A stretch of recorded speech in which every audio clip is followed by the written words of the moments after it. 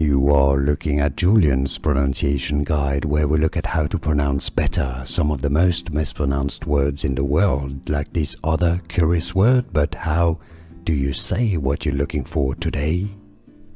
Let's learn how to pronounce this word. Originally from Italian, let's break it down. It means smoke in Italian, that's the Italian meaning, and in Italy pronounced as fiume, fiume, fiume, so the English pronunciation is as fiume, fiume. It's easy, and now you know.